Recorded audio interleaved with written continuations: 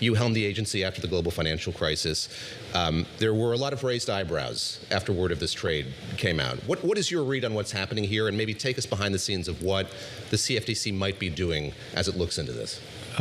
One, the only way that the American public can have confidence in markets is they think that insiders can't get ahead of them with material information. I mean, that's just not fair, right? But two, the only way we can have confidence in our government is that we don't think that somebody in government or their friends or family are trading ahead of us, right? So those two things are really important. And we knew that 16 years ago. After the financial crisis, we were putting reforms in place, and I was honored to head this thing called the CFTC. And we were going to Congress, and I have to tell you a little story about Eddie Murphy. Okay, the comedian? The comedian, yes. An actor? An actor. And he had done this movie, Trading Places. This is a legendary movie in my household. I never understood the end of it until like a year ago, but yes, this is an amazing movie. And it's an amazing movie where Eddie Murphy is trading these things called futures. It's a contract where it's the frozen concentrated orange juice. There you go. There you go. But do you remember, Christina, what he was trading it on? He was trading it on a report from the Department of Agriculture about the orange crop.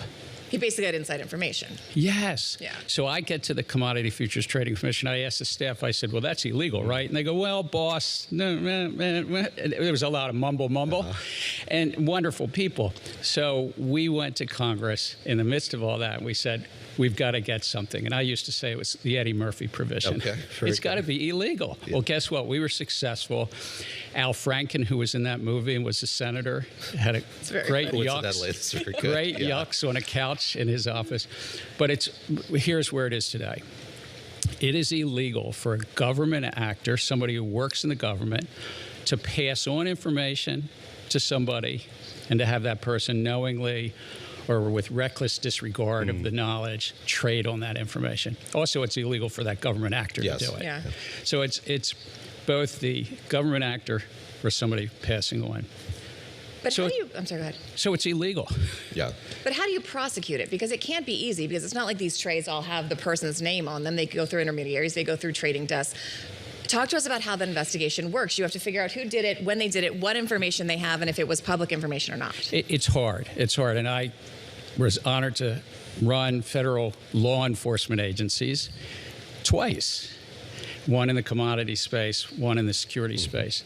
And so the staff is doing this, not the political appointees, but the staff is doing it with a lot of technology, now using artificial intelligence as well, tracking and looking for patterns, just like you do at Bloomberg, looking for patterns.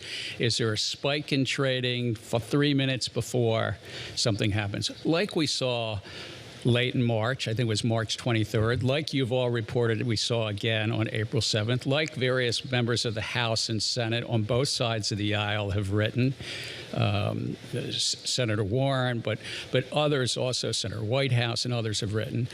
And so I would think, yes, the government's going to investigate these things. But to your point, Christina, it's hard because it's about pattern recognition and then getting behind that and saying, well, who actually traded? Yeah.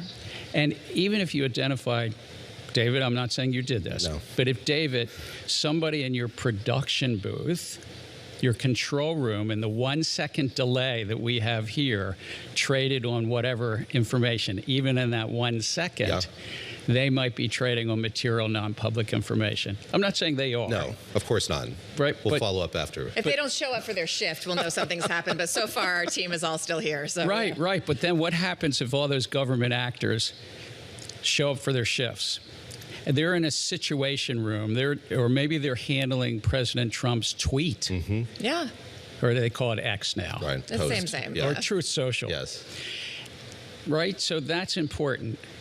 Look, I think also Congress is looking at whether to ban certain contracts, prediction markets. Think about it. Well, let me use that as a segue. We had Alyssa Slotkin on the show talking about a ban that she's suggesting be put in place for government officials. They shouldn't be able to make bets. Congressional staffers. Yeah. And in that interview, it was kind of clear that there was some ambiguity surrounding who's regulating these spaces. So as we talk about prediction markets, and you on a recent podcast episode point out people have been betting on things for centuries.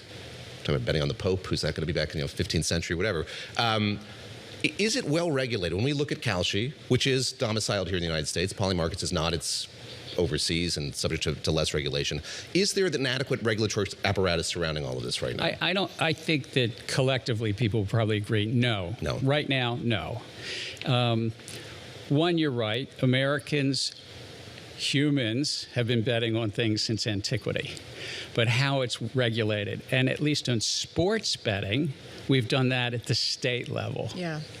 And I worked on that reform back in 2010. Mm-hmm. I don't remember a single member of Congress, a single senator or House member saying, oh, we're going to give you your little agency, Gensler.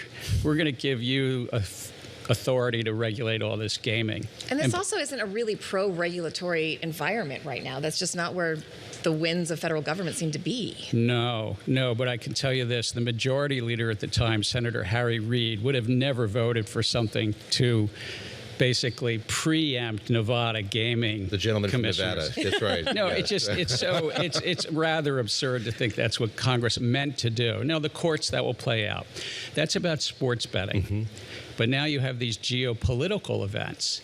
And we did work with Congress at the time to have a prohibition put in place on any contracts on assassination, war, terrorism, gaming, and otherwise unlawful acts. And that was something that they gave to the CFTC that we could prohibit. I thought we voted on that. I remember voting on that. There was a rule, 40.11, I think. Uh-huh. And so I thought we voted on that. It was settled.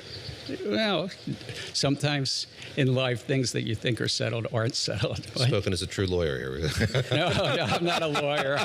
I'm a markets guy. That's very true. That's true. But I would say this. I think the prediction markets, some things we might just say as a society we're going to ban. And yes.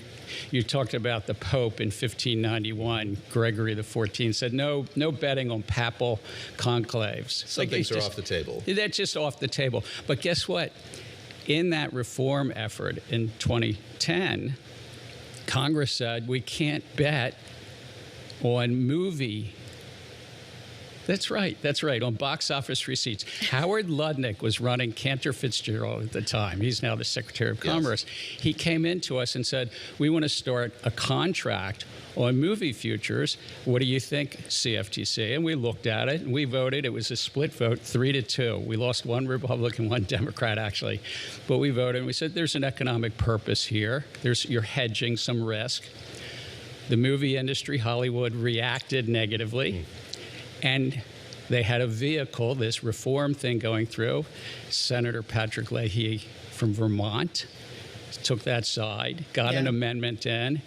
That is illegal. You cannot bet on movie futures in this country, nor can you bet on onions. Oh. And that was Gerald Ford in the 1950s. Okay, so we can't bet on movie futures or onions. A great lesson in lobbying. But we can, in Washington, 100%. I covered DC for 17 years. But you can now bet on going to war. You can bet on all these real huge outcomes. But not on assassination, war, or terrorism. I thought I voted on that 16 years ago. But I mean, talk to us about the larger picture of this, because we're in an era of so much data and commoditization, and refining everything down to the numbers. I do worry, and I'm not a very touchy-feely person, but I do worry about what it does to us when you are marketizing things like acts of war and people dying in conflicts and these huge geopolitical events. Which could have economic consequences, I should add. Of course. Absolutely. And there's day trading, and people who watch this show know that people can trade on options that are expiring the same day. Yeah. And we try to allow the retail public and the big institutions to trade and meet in those markets, or even to buy and sell and speculate on the price of oil, if it's well regulated and we guard against insider trading and the like. But then there's some things that you would say, really, do they have economic consequences? Mm-hmm. Do we want to have that? Now, why we banned onions in the 1950s and why we banned movie futures in the 2010. But assassination, war, terrorism, death contracts. Yeah. Like even in 18th century England, and this was a real problem at Lloyd's of London, which was at a coffee shop. King George II in the 1740s had to deal with his noble lords say, hey, we're losing too many times to the pirates. Can we ban betting on ships going down? They use different words. Yes. Admiralty insurance, you have to have an insurable interest in the ship. So maybe you have to have an insurable interest to have terrorism insurance. We have about a minute left here. Where do you see this? How do you see this developing here over the next year? Groundswell of public interest and leads to what? It's a challenge. I think that this administration will try to do their best to push out insider trading, and that's because they have an interest in promoting this. Two, the courts will play out. I don't think it was Congress's intent to preempt state gaming laws, but this administration wants to take that on and have a little agency of 500 people be a national gaming regulator. Yeah. I think I don't. You don't and see then the I evolution. think Congress. I hope Congress takes up some prohibitions on certain, like death and assassination contracts. All right. On that cheerful note, we're going to have to leave it there.